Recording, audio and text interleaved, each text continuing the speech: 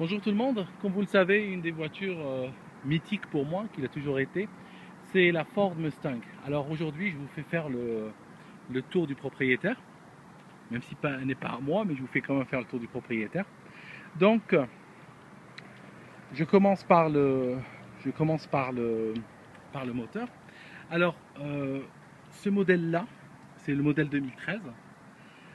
C'est une voiture qui a un V6 de 3,7 litres. Ça lui donne un peu plus de 300 chevaux et ça lui permet d'accélérer de 0 à 100 en un peu plus de 5 secondes. Je pense qu'elle fait l'effet dans les 5,2, 5,3 d'après les chiffres officiels. Et là-dedans, vous perdez bien une demi-seconde pour que la foutue boîte automatique de Ford réalise que vous êtes en train d'accélérer. Bon, je vais fermer le capot, comme ça je peux vous montrer l'avant.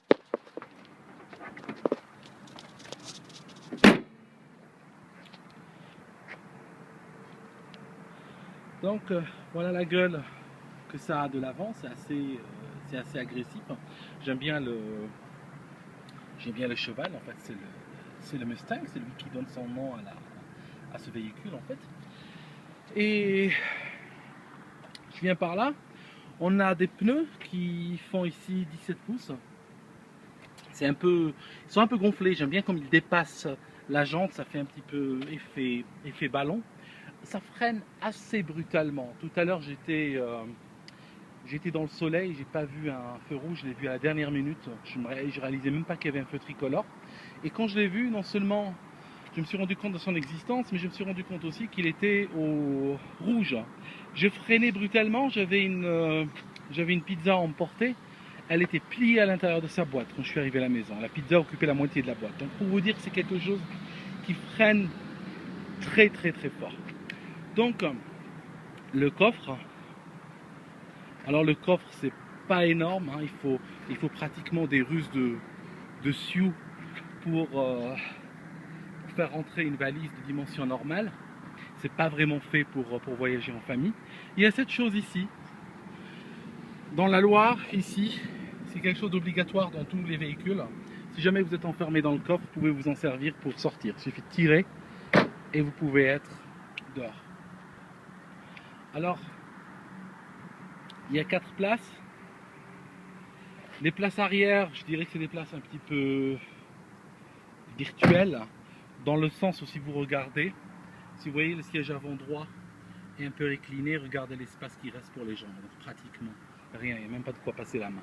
Donc je considère que c'est plus une voiture pour 2 personnes. Vous pouvez occasionnellement embarquer 3 ou 4, mais vraiment occasionnellement. C'est pas pour aller plus loin.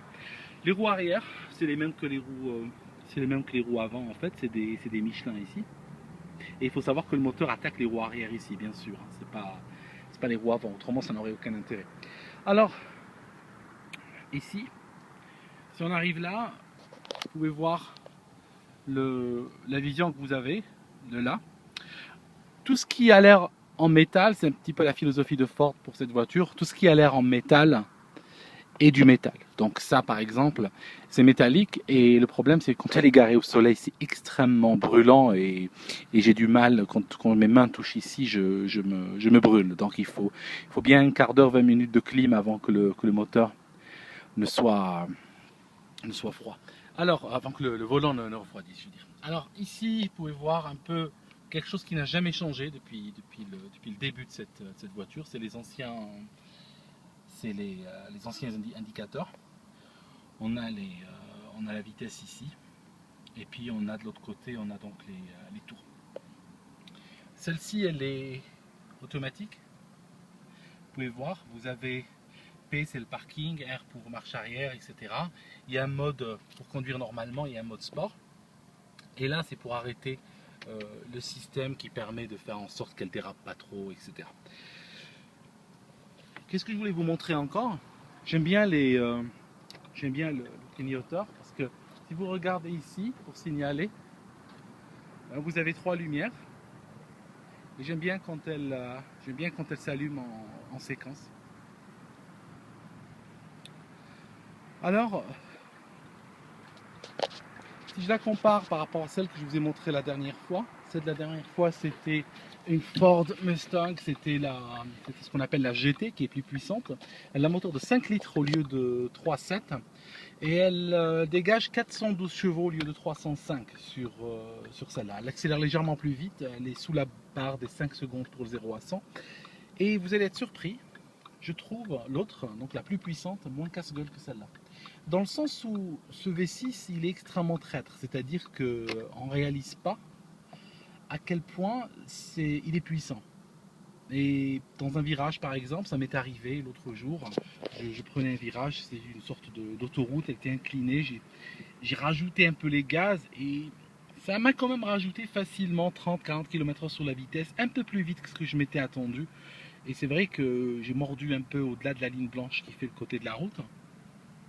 Mais voilà, ce qui m'était jamais arrivé avec l'autre, avec le V8 5 litres. La raison, je pense, c'est que le V8 est tellement impressionnant, tellement il fait vibrer l'habitacle, que tu as naturellement tendance à le respecter, puis aussi à le sentir. Tu sens ce que tu fais. Alors que le V6 peut être extrêmement discret. Consommation, je vous montre. Alors la consommation, c'est une catastrophe. J'aurais été par exemple, j'aurais une société qui vend du carburant en Europe.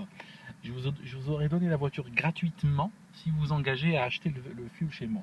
C'est un petit peu comme les téléphones portables. C'est juste pas viable en Europe en fait.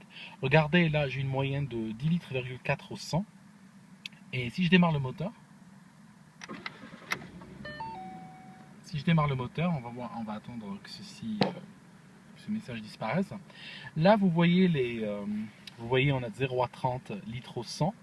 Et chaque minute, ça rajoute un histogramme correspondant à la consommation réelle. Donc, les histogrammes, très souvent, sont bien au-dessus de 20 litres au 100, entre 20 et 30.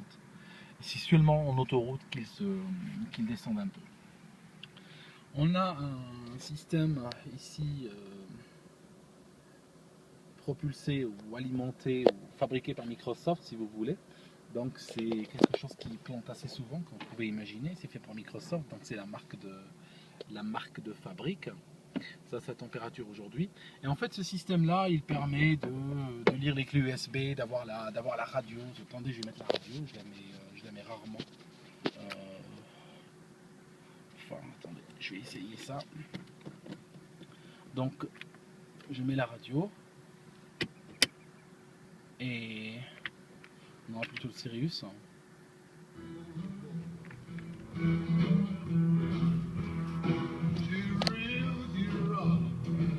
J'aime pas trop la radio ici. Je suis rarement tombé sur des choses que j'aimais bien. Et puis,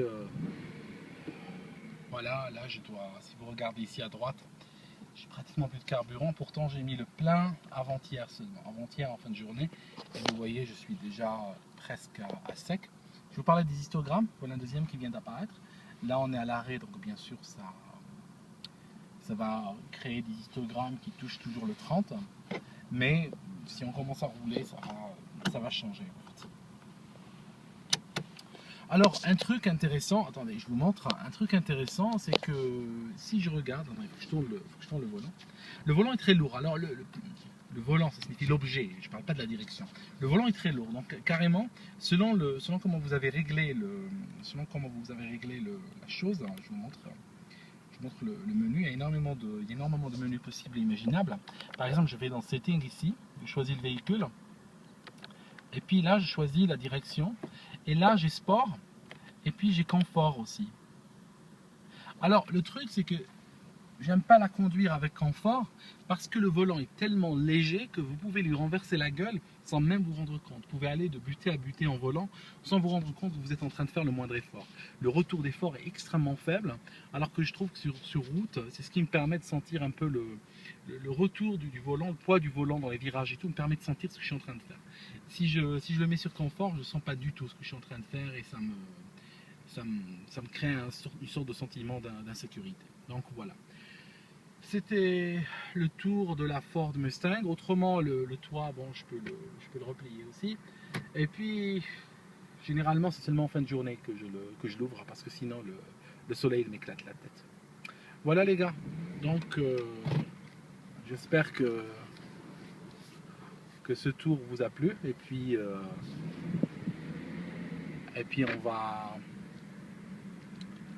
Je vais revenir une autre fois avec d'autres vidéos. Voilà. Bye.